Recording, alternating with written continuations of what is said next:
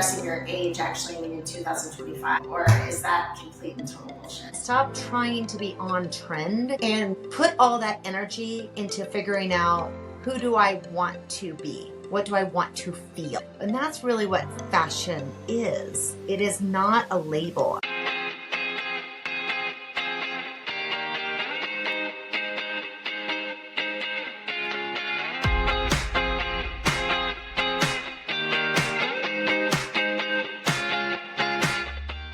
Welcome to the Hot Flash Health Podcast, where we're dishing out unfiltered truths about menopause with a side of sass and a sprinkle of grass. Get ready to dive into the wild world of hot flashes, mood swings, and all of the other joys of being a queenager. This ain't your grandma's podcast. No, we are here to talk our bodies, our fears, our passions, our desires, all while navigating this wild roller coaster ride of menopause. So grab a glass of wine, For free. kick back, relax, and let's enjoy this hot flash wave together. I'm Courtney Mamusha, and alongside me is my fabulous co-host, Dawn Fable. We're just two outspoken broads who like to call it how it is. Now, without further ado, let's kick off today's episode. Welcome back to the Hot Flash Podcast, where sweat is sacred, power has a purpose, and style never fades with age, says this one on our podcast today. Today's guest is the definition of a woman rewriting the rules in many different things in life, in heels, with a heart, and zero apologies. Karmen Berentsen, CEO of A-Line Boutique and a very dear friend of mine, took a bold leap into fashion with no formal background, and she built a movement rooted in women's confidence, connection, and making all of us glow from the inside out. Since 2012, she's flipped the retail script, creating truly a transformational experiences like designer meet and greets, her amazing boutiques now in 3 states, wilderness adventures, and fashion weeks. She is also the host of A-Line Stories podcast and the author of an incredible book that I have had the good fortune to read, Learning to Fly. She opens up about grief, reinvention, and the true reality of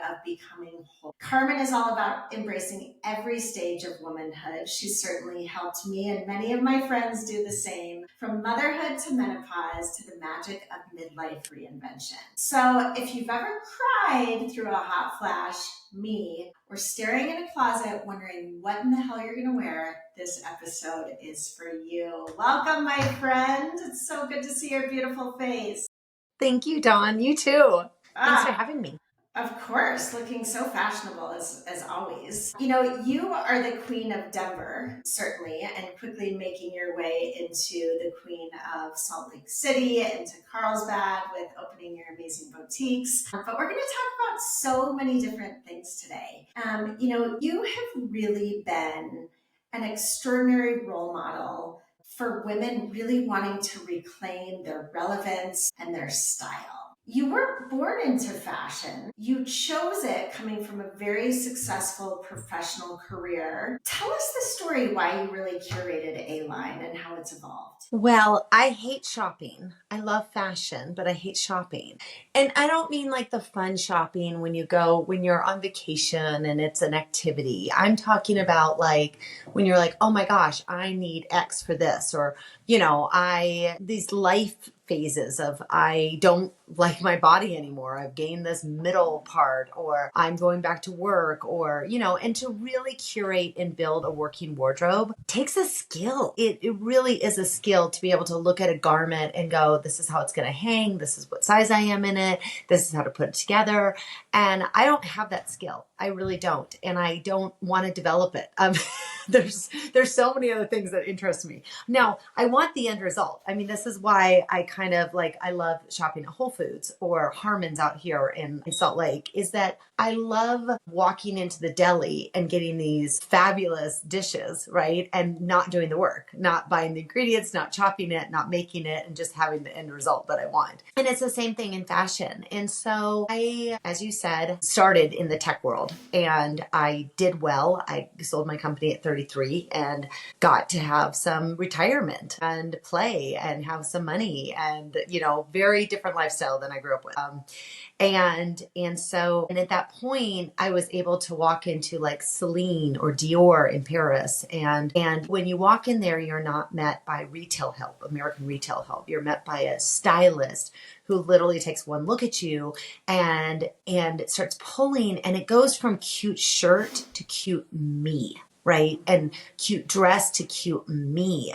And I just wanted that experience, but at high contemporary prices, because I don't care how much money you have. If you live in Salt Lake City or Denver or Carlsbad, you're not running around in a $4,000 Dior top. You're just not. That's not practical. Right. And so you're running around in your Goldie or your Citizens or your Sanctuary or your Elder Statesman or your, what am I wearing right now? Casablanca. You're running around in that. And so I wanted that experience, though, of that stylist who's got you, who literally does the work for you, like Whole Foods Deli, right? And like makes you look fantastic. And so that's what I started in 2012. And lo and behold, I'm not the only one who hates to shop. Now we have about 24,000 customers who have given us their name, their phone number, their email, their, all their contact information. And I've never bought a list, and I'll never sell a list. I'll never sell any of our information. And there are about, I say about 10% of our customers are fashionistas who know brands, who know labels, who love, to curate and to shop. And then the rest of us are women who want to look fashionable, right? Who want to express ourselves, who want to show up in life, but don't have the skill and really love for someone else to do all the work for us. So that's how it began. Like me, and I so appreciate, because walking into a line or just chatting with one of your stylists is an experience. It's an experience, and it's an enjoyable one, because throughout that process, they're encouraging you to perhaps step outside of your comfort zone and try something that you might never try on before, but you end up doing it and you're like, oh my gosh, this is extraordinary. This is incredible. I feel so good, right? Yeah. And so you guys have really created this environment that allows women to feel empowered and confident and relevant and all of these things. And I think, as we're struggling through middle life, particularly in this season, right? This podcast is all about menopause and sort of middle age. There's all this talk around and up is the mission. What to you does that mean for women in their 40s and 50s and even 60s and beyond as it pertains to fashion? Like, how can we glow up with our fashion and our style?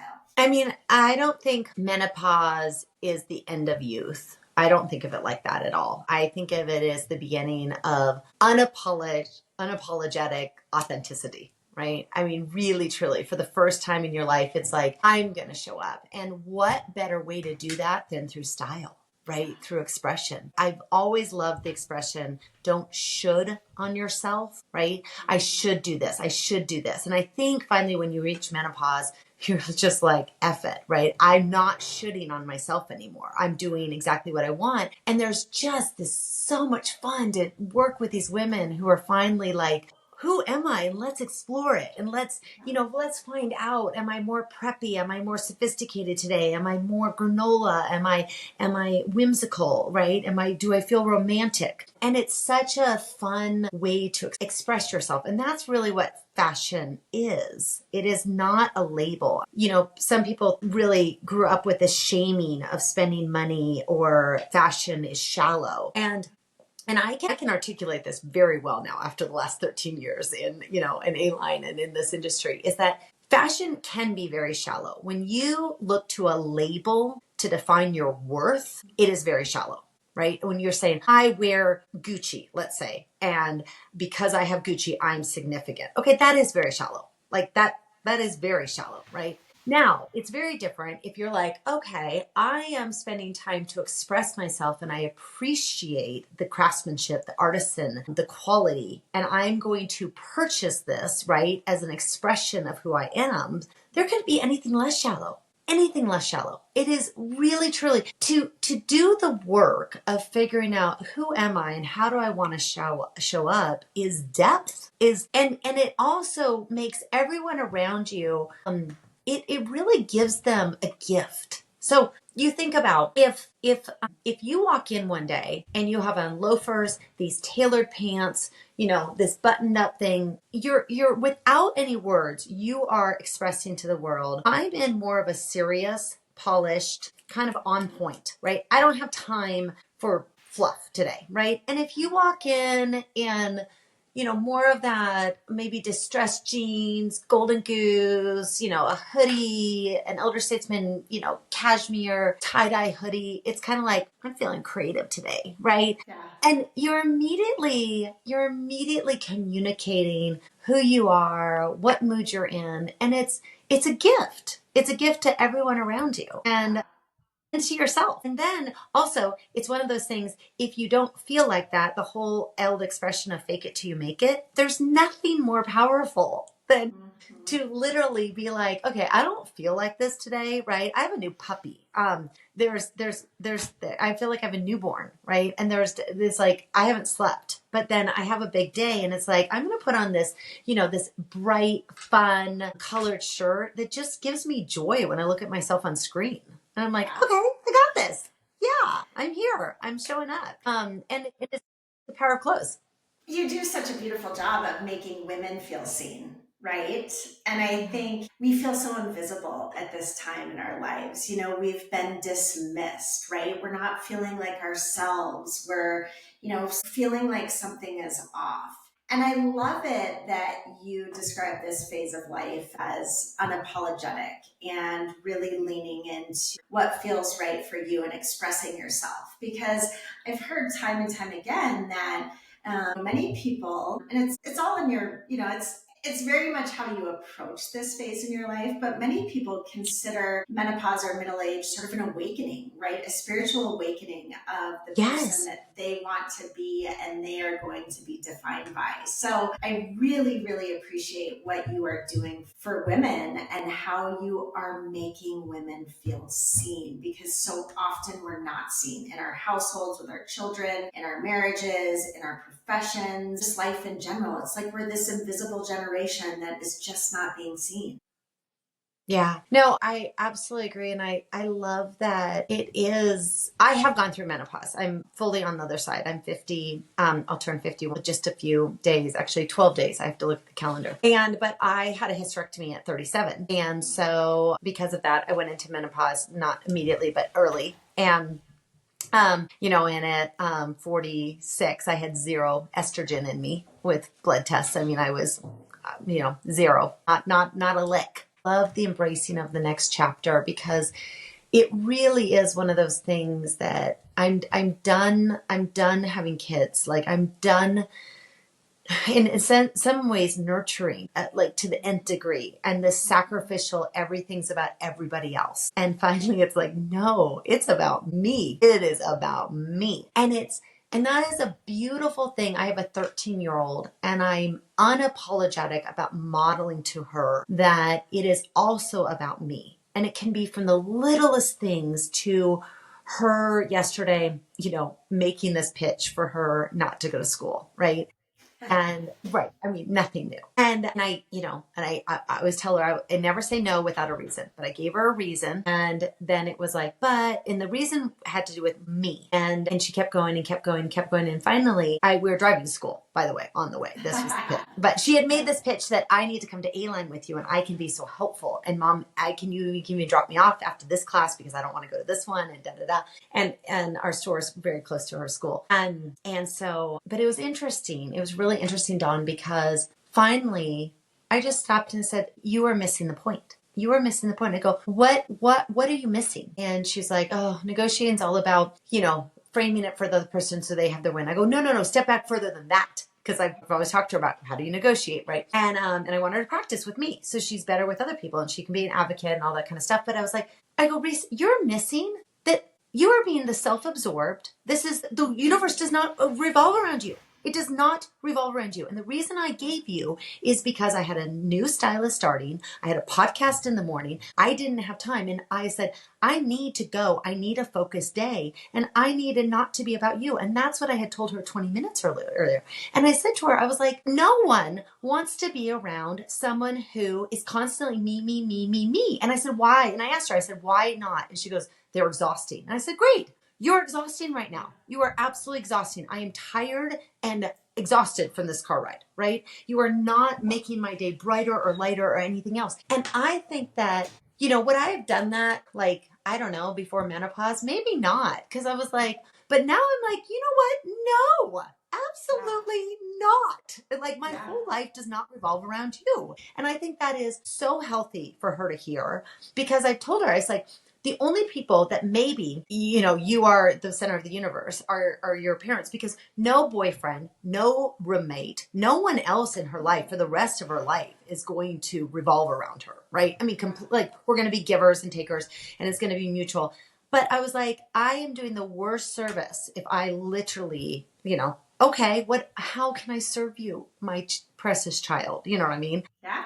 And so it was funny because I think it really ties into menopause though. And now it's my turn, right? And there is this focus on self. And if we want to call that selfishness, okay, that's okay. And I think there's this fact of it, a little bit of morbid of like, hey, you know what? I don't have my youth. It's not like I think I don't, my mom passed away when she was 41. My grandmother passed away when she was 65. Now I plan to, I think 103. That's the age I've decided, by the way, just to let you know. So I think I have another 52 years or 51 years, or 52, I guess.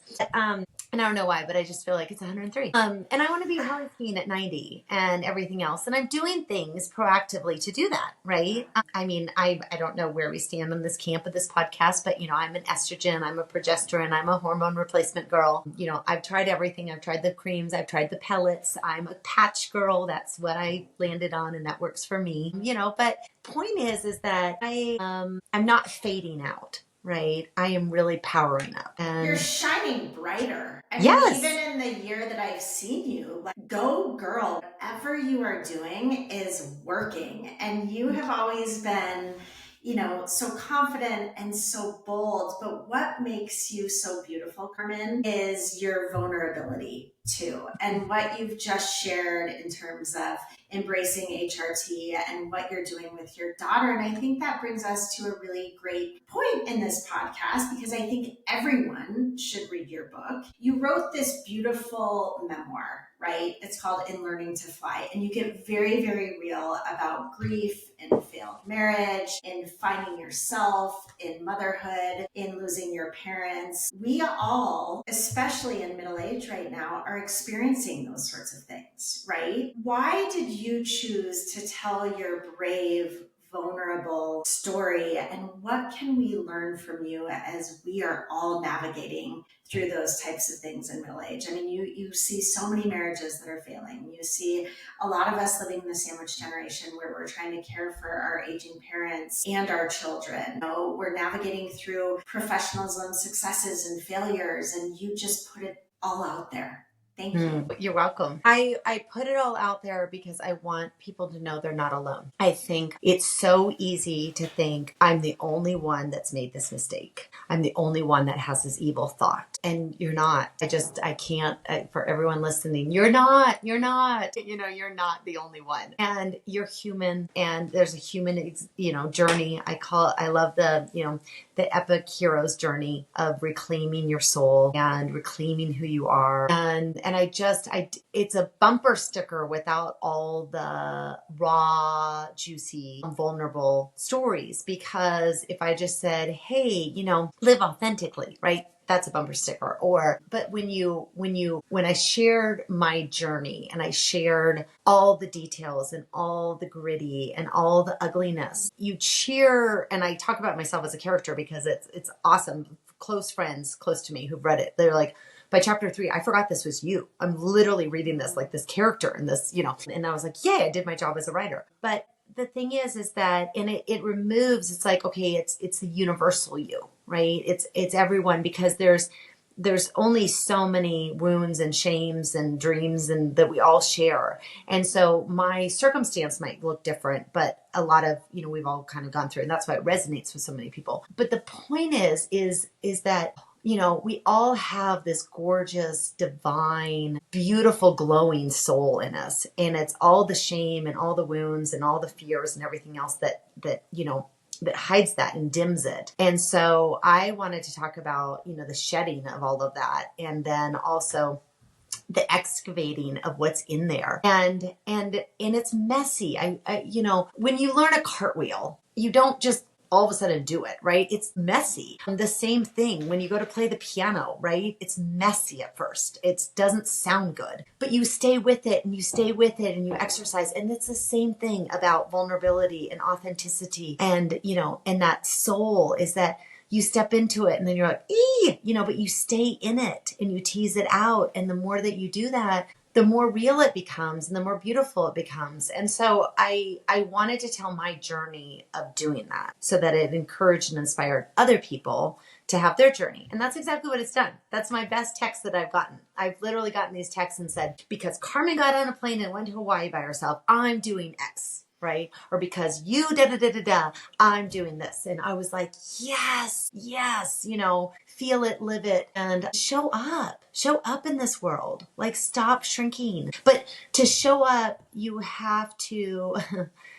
see yourself first. And that's where for many, many years, I didn't want to see myself because I didn't like myself. And what I realized was I didn't like myself, not because I was evil, but because I was so hurt. Right? When you have all the trauma I had as a kid, you go into self-preservation. And that self-preservation is a very cold, protected heart that on the outside I could be very gregarious and very dynamic because that's my personality. But I also was out to use people and to get ahead and everything else and, make a lot of money and never to need anyone again. And that leaves kind of a wake of dead bodies, right? And then at the end of the day, I really didn't like I wouldn't want to be friends with me.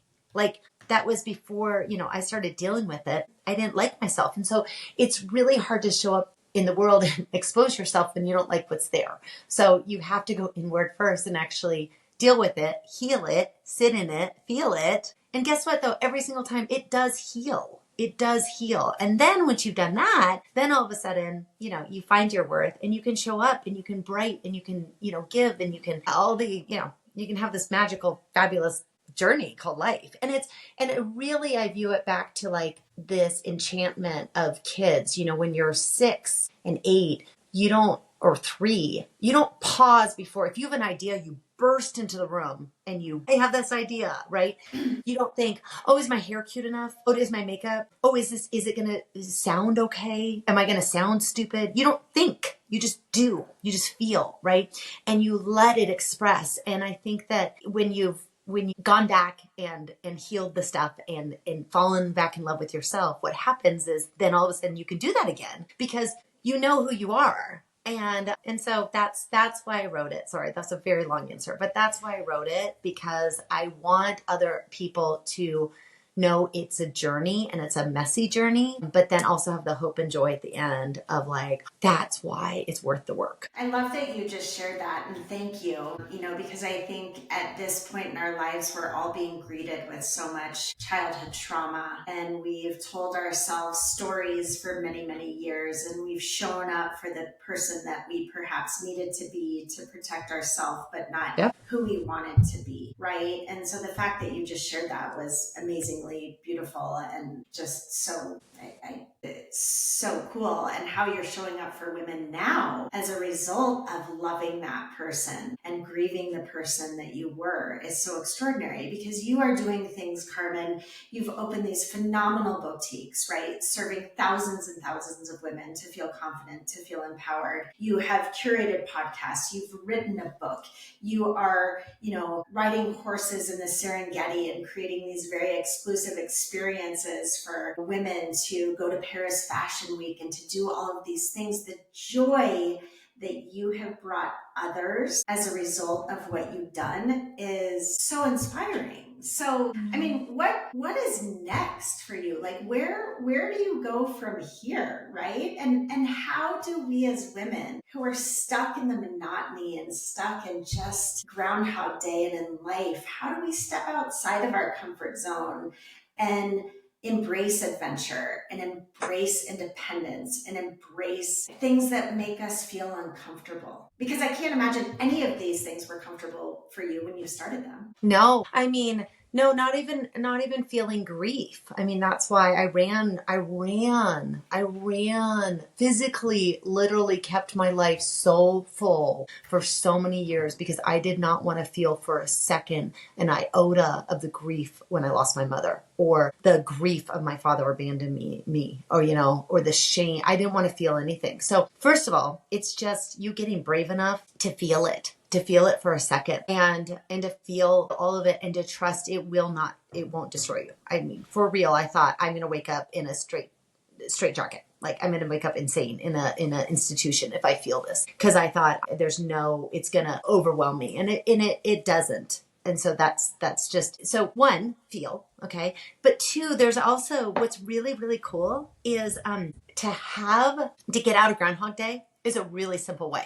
Ask yourself, what do I want? Women do not ask themselves, what do I want? They ask, what should I do? What does he need? What does she need? What do my friends need? What does my dogs need? They ask every other question. What they do not ask most of the time is, what do I want? And it's such a simple question, but it is brilliant. The light that is shed on people's lives when they just actually are brave enough and they're disciplined and take the moment to say, what do I want today? And that sometimes for me can be as simple as, I want to go for a walk. I don't want to go to yoga. I know I had it planned. I know I had this workout planned or whatever. I actually just want to go for a hike and leave my phone in the car and get out of self-service for 45 minutes. Other times it's, I really want to have some ice cream. And that's okay. And then I go, okay, what do I want in that? Is it comfort? Is it sweet? Is it time with someone? And I'm like, do I want ice cream? And then I go, do I want ice cream by myself? And I'm like, yes, I do. I want to have some pleasure, and I want, and I want to share it with no one. And it's like, okay, that's what I want right now. And sometimes it's like, I want, let's go deeper. Like I want this evolution for A-line, right? And I want this integration of something that I've been dreaming about. But to sit in it and to carve out and have the discipline to actually ask yourself every single day, what do I want? I guarantee if we took a poll of everyone listening to this podcast, less than 5% of people would actually say that every single day, they ask themselves as women, what do I want? Do you agree? It's so powerful. I mean, because our lives really, I always joke with my kids. I'm like, hey, it's just your world. I'm living in it, right? Like, whatever you want, I'm here. I'm here to show up. And how interesting to just flip the script for just once. Yeah. And if you could do one simple thing that perhaps you wanted, could you imagine the mental mind shift that happens? I mean, that's extraordinary, because we are like servants to everyone around us. We're afraid to set boundaries. We're afraid to speak up. We're afraid to do all of those things. I think that's such phenomenal advice. Yeah. We've been sort of all over the place on this podcast because you're such a wealth of information, and you're so beautiful and vulnerable in the way that you just put everything out there.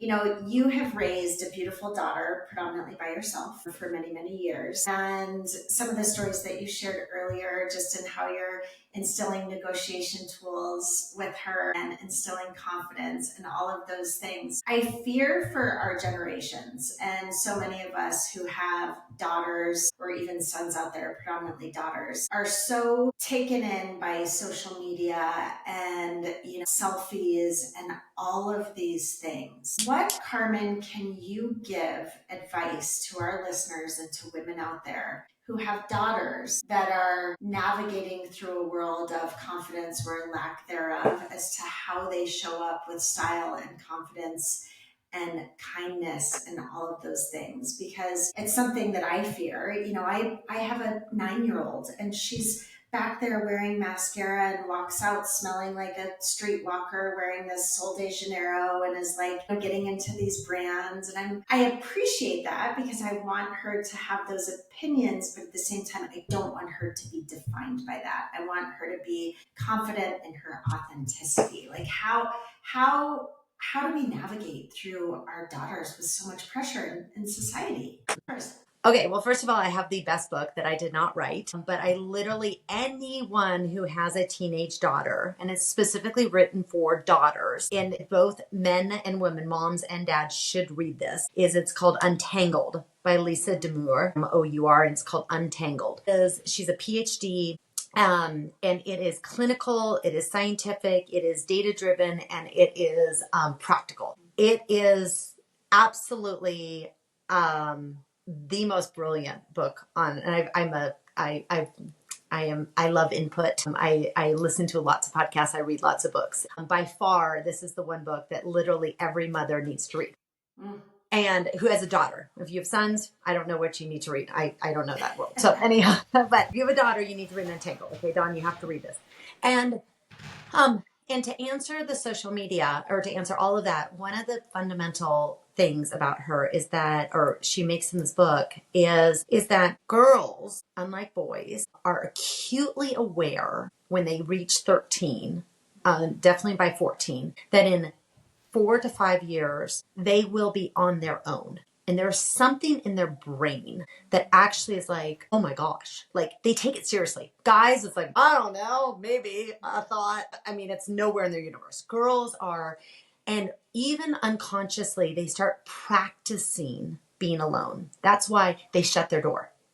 That's why they're like, they're defiant. They're like, I got this. And they have to try on while they're still under your household, this independence, this fierce independence. I've got this all on my own. And when you realize that, it like puts it in context, right? The other thing, just to give away some really good tidbits or whatever, she says also, when you're a kid and you're swimming in a pool that has a deep end, not just the wading pools, and you're splashing and you're dunking each other and you're flirting and, all that fun is going on in the pool parties, right?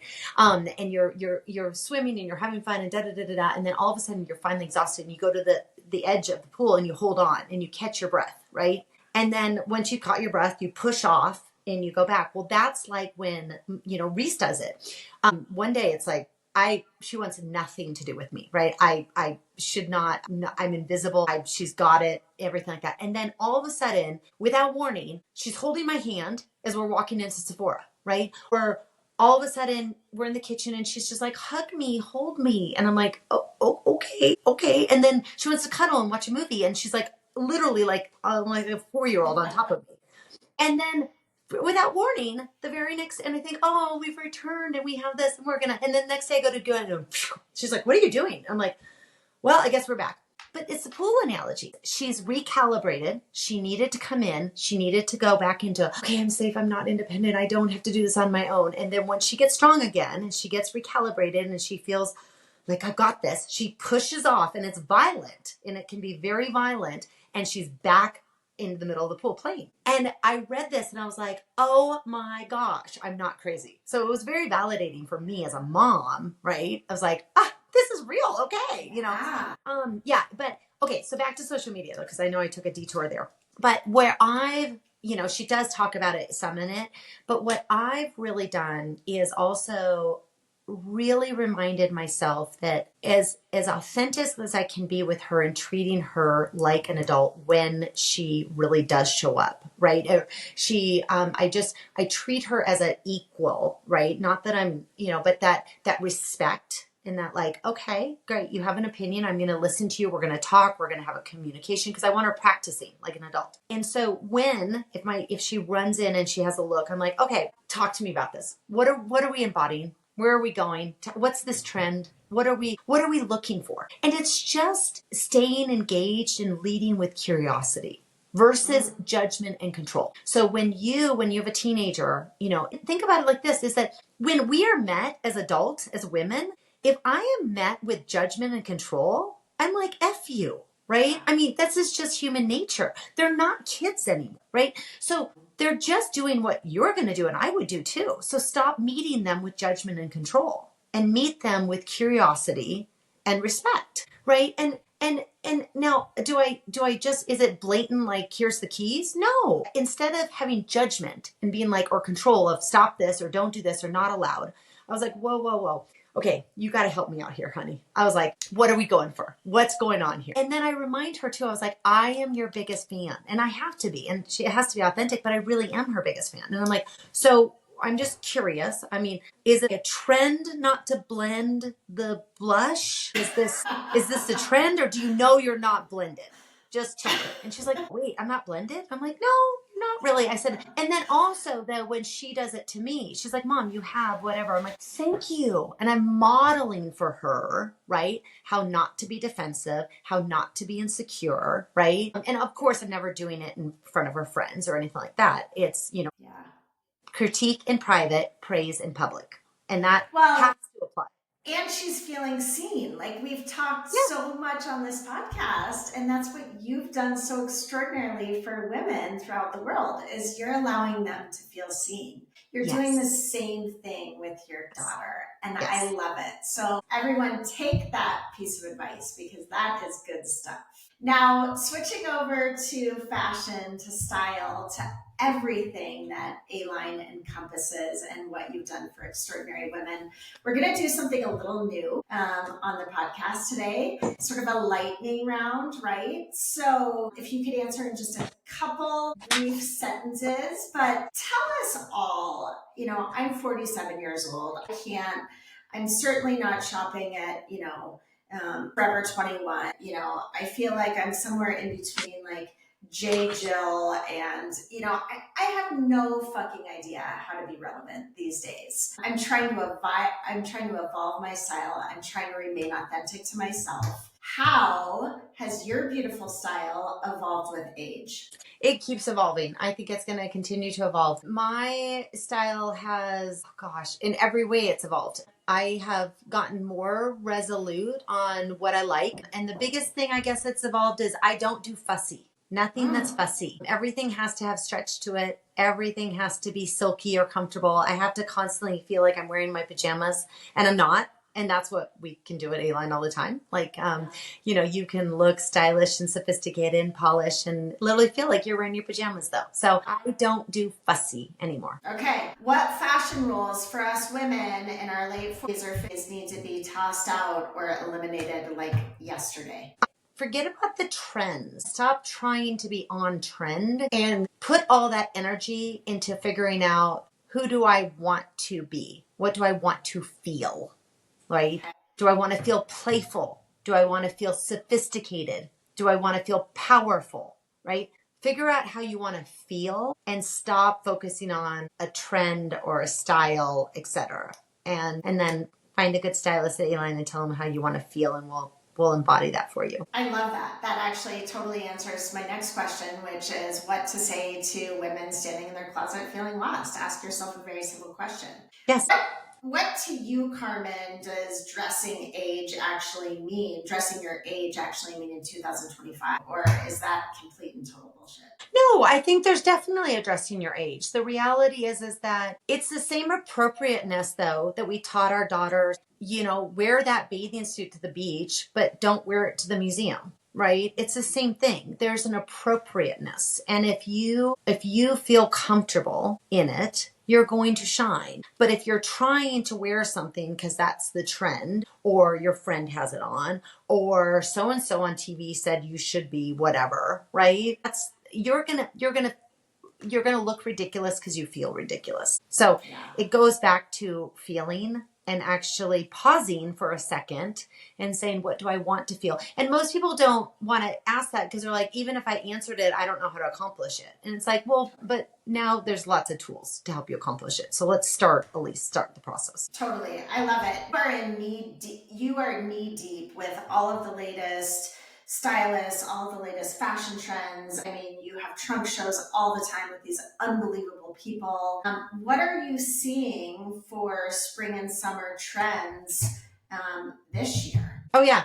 So, I mean, spring is all about pastels, even though I'm wearing some brighter colors right now. It is all about pastels, and this butter yellow is everywhere. You know, that butter actually, look at that. I didn't even mean to do this, but I just literally grabbed this last night. So this butter, this creamy, soft yellow. I know a lot of people don't listen to, they listen to the podcast, not watch them, but I literally have a Citizens of Humanity. Like, and it's a soft yellow. It's not that harsh yellow. Yellow doesn't look good on a lot of, I mean, it looks beautiful on African-American women, right? That strong, vibrant, powerful yellow, but most people can't pull it off. But the butter yellow, everyone can pull off, really, truly, from blondes to brunettes. It's a very soft, creamy yellow. And so that is, you know, by far, you know, trending. It's a very big trend. But again, you know, and definitely, I mean, there's belts are everywhere. You know, if you can belt the blazer, double belt. I mean, belts and belts and belts, and you know, it's fun. It's fun. It's a playful, fun season of belting, you know, and I mean, I can go on and on. Follow me on Instagram and you see trends, right? And I will point you to other people who are really fun and even do trends better. My heart and my passion go back again to just really figuring out what you want and who you want to be and how you want to show up today. And then making that happen. Yeah. What, in your opinion, is just a couple staples that women should really invest in when it comes to fashion and comes to style? Because, you know, I'm a huge believer in like, and you actually taught me this, in having like 5 really great staples in your closet that you can mix and match and curate different styles and curate different moods and feelings. So what are the must-have staple items that any women, anyone? Yeah, everyone needs what I call a capsule collection, that pretty much you could take these 5-7 pieces, you could throw in a suitcase, and you could literally leave the house in 45 seconds flat and be gone for a week. You really should. And it really comes back. I mean, there's a few basics. Like everyone I think needs the Legence jean Chanel jacket. It's this buttery soft and stretchy, and everyone's like, I have a jean jacket. No, you don't have this one, right? It's a perfect 3rd layer piece, and can't even think of it like a jacket, right? Everyone needs a good black blazer. I'm not talking working mom. I'm talking especially 50. Every 50-year-old woman should have in their closet a really good black blazer, right? And this is where, you know, if you can invest in, the Max Mara black blazer, it is an investment piece that literally it is like you roll it up, you wear it like a jacket, you wear it with a t-shirt, you need it. Everyone needs that black blazer. So those are your 2 outer, right? Everyone needs the perfect t-shirts. Like don't stop buying a Target t-shirt. Stop buying fast fashion. Okay. Especially in some basics. So, you know, we love our Lillipede. That is like the perfect t-shirt, and you need that really good t-shirt. And then everyone needs a pair of jeans that fits them. Isn't about a trend, isn't about this, because now everything's in. And I've been saying this. I literally said, don't throw away your skinnies. If you look good in a skinny jean, keep your skinny, because style is about you feeling good. And sure enough, what's that? Skinny jeans, right? And I told everyone, I said, don't throw them away. Now, at the same point, people are like, I don't look good in oversized, wide jeans. And I'm like, then don't wear them. Like, you can wear a straight leg. There's so many ways to be on trend, right? And so anyhow, but everyone needs that jean that they want to throw on. And it's not just anyhow mother anymore. I love mother jeans, but the reality is there's a lot of gummy, stretchy, everyone makes one. So let's find you the perfect pair of jean, right? That's 4 pieces so far. And then everyone needs a sneaker. The sneaker trend, it started 7 years ago, I want to say. And it's still on trend, right? And it is, you can do, I wear sneakers with pencil skirts, shorts, with dresses. I wear just everything.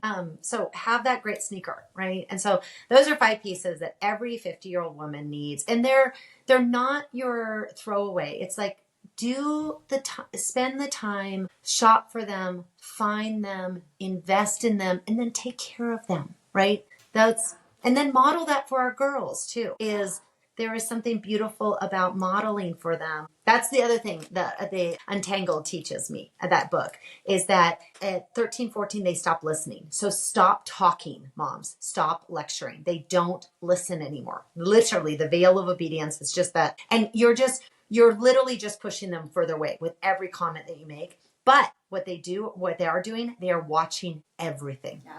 Everything. If you don't hang up your coat and then you lecture about them not taking care of something, they're watching it, right? So how do you take care of things? Do you take your Starbucks cup and throw it away, right? Or are you the messy all over the board and then you're yelling at them about their messy room? So stop lecturing, start modeling. Oh, I love that. Parenting. Brilliant. You are brilliant and bold and beautiful in every way. Everyone needs a little more Karmen in their lives, and everyone certainly needs to read your book, listen to your podcast, experience the true. And when I talk about a true experience in A-line, how do we find more of you? And when are you going to take over the world? I mean, come on. Absolutely. To get more of me, if I'm your jam, is A-Line Stories. I'm the host of that. And you can find that podcast on anywhere you listen to podcasts, Spotify, Apple Podcasts, etc., anywhere you want. And then my Instagram is just my name, Karmen, Karmen, Berentsen, Berentsen. It's phonetic Berentsen. And then obviously follow A-Line as well, but definitely follow both of us because I can be a little more raw and authentic and unpolished on my personal one than the official company one. And then for those who don't do social media, our website is just aline-online.com, and that has all of our experiences. I love creating communities. I love creating connections. The common denominator between our customers, and we have, people who literally we serve every day. We are their stylists. When they get asked to speak at the UN, we are their first call before their husband, because they're like, what am I going to wear? And they're so excited and they want to share it with us, right? But we style women from 30 to 80. I mean, we have lots of 80-year-olds and we have lots of everywhere in between, okay? And it's moms, not moms. It's working, it's not working, it's everything. The only common denominator, Dawn, is one thing, and it's I'm not done, don't write me off. I'm not done. The 30-year-old is I'm not done. Don't write me off for that job because I don't have gray hair. And the 50, 60, 70-year-old is I'm not done. Don't write me off because I have grandkids. I'm not done. That's who we attract. And so because of that, what I realize is we are this really organic network and hub for connecting women who are I'm not done, don't write me off. And that's why women literally are in the dressing room and have met and literally been like, oh, what are you trying? What are you trying? And then 4 years later, they're literally at each other's kids' weddings, right? They become like best friends. And because it's harder. I mean, Mel Robbins said this so well in Let Them Theory. She said it so well. She said, friendship as children was a group sport. The whole second grade went here. The whole this went here. When you become an adult, friendship is an individual sport and it's hard. And what I realized was A-Line makes friendship as an adult a group sport again. I love that. Anyhow. So that's if you want to do, I do a lot of community, like you said. I love doing big trips, but also we're doing a lot like this. Next Thursday, we're playing Mahjong in A-Line. So yeah, you can check out the website under experiences and get plugged in with other cool women who are showing up in life. Such cool women. You have such a cool circle of friends, and I feel very fortunate to be a part of that. Karmen, thank you. We miss seeing more of you in Denver, but I know you're back, so yes. We appreciate you. Thank you for having me. It's really an honor. I really appreciate it. Absolutely. So as Courtney would say, ladies, keep your hot flashes in check. Thank you so much. We will see you so soon. And that's a wrap on today's episode. Remember, menopause may be a wild ride, but together we've got this. And don't forget to follow us on Instagram, Facebook, TikTok at Hot Flash Health. Stream and subscribe to us on any of your favorite listening platforms like YouTube, Apple, and Spotify. And of course, share your thoughts with us. We love hearing from our amazing listeners. And until next time, stay sassy, stay fabulous, and keep those hot flashes in check. Yeah, girl. Woo!